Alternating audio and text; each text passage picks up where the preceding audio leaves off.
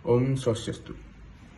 Perkenalkan, nama saya Dewa Madu Agus Dewantara dengan NIM 2309511155 dari kelas A.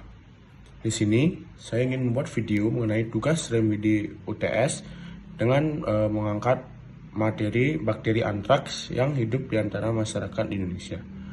Baik, langsung saja kita masuk ke materinya. Baik, di sini untuk materi yang pertama yaitu ada etiologi dan patogenesis pada hewan. Pertama ada Bacillus anthracis, gram positif non-model yang membentuk spora resisten. Selanjutnya ada host paling peka yaitu ruminansia dan termasuk yaitu sapi, kerbau, kambing, domba.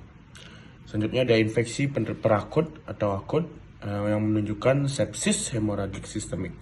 Selanjutnya ada toksin, edema faktor, protektif antigen, dan lethal faktor.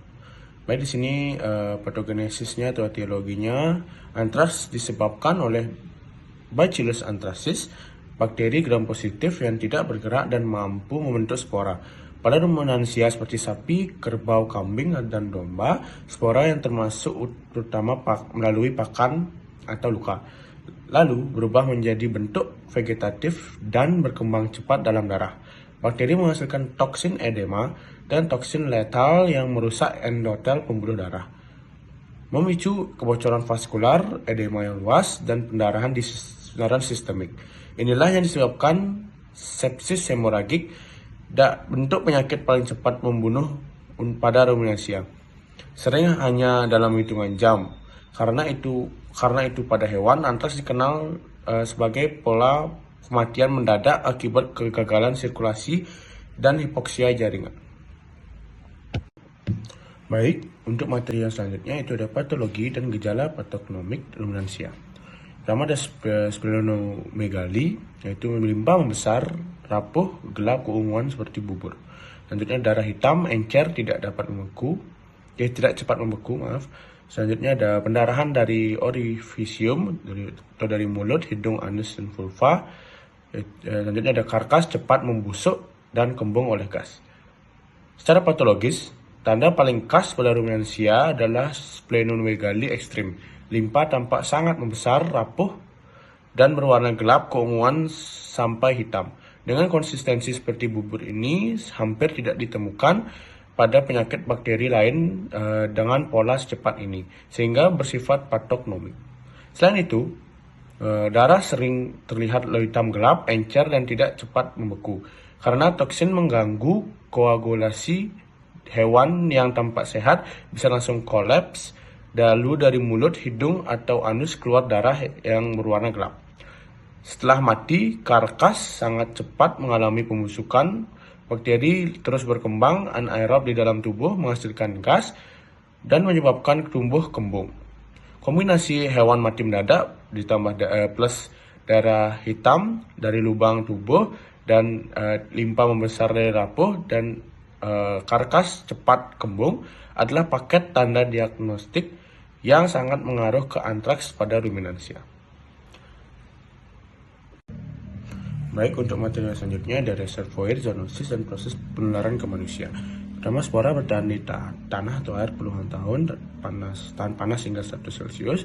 Sumber zoonosis darah, karkas, kulit, bulu, tulang, tanduk. Rute ke manusia, luka kulit menunjukkan black scar, inhalasi spora menunjukkan inhalasi antraks, konsumsi daging tercemar membuat GI antraks. Risiko terkena yaitu peternak, jagal, peternak NPH, pengolah kulit atau tulang. Selanjutnya pencegahannya melalui kontak karkas, pemeriksaan daging, vaksinasi ternak, dan APD. Bacillus anthracis membentuk spora ketika terpapar di udara, dan spora ini dapat bertahan di tanah atau air lebih dari 30 tahun, bahkan tidak rusak atau pada pemanasan 100 Celcius. Saat hewan mati karena spesies antraks, jumlah bakteri dalam darah sangat tinggi ketika darah atau cairan tubuh mencemari tanah. Spora terbentuk menjadi reservoir wabah berulang. Penularan ke manusia terjadi saat orang kontak langsung dengan darah atau karkas, mengolah kulit, tanduk, atau tulang dari hewan yang mati terinfeksi virus tersebut, atau menyeluruhi hewan sakit. Spora dapat masuk ke lewat luka kulit dan membentuk black scar, lesi hitam bernekrosis yang khas pada antraks cutaneus. Jika terhirup, spora menyebabkan inhalasi antraks. Bentuk paling fatal menimbulkan pneumonia, hemoragik, hipoksia, dan shock. Bila tertelan melalui daging tercemar, terjadi antraks gastrointestinal dengan diare dan muntah berdarah. Karena itu, kelompok berisiko tinggi adalah peternak, pejagal, pekerja RPH, dan pengolah produk hewan. Pencegahan utama vaksinasi ternak, pemeriksaan daging menggunakan APD, dan kontak karkas hewan sakit atau mati. Terima kasih. Baik, sekian dari video saya. Mohon maaf jika ada kesalahan atau kekurangan dalam video saya. Saya ucapkan para Santi. Om Santi Santi Santi.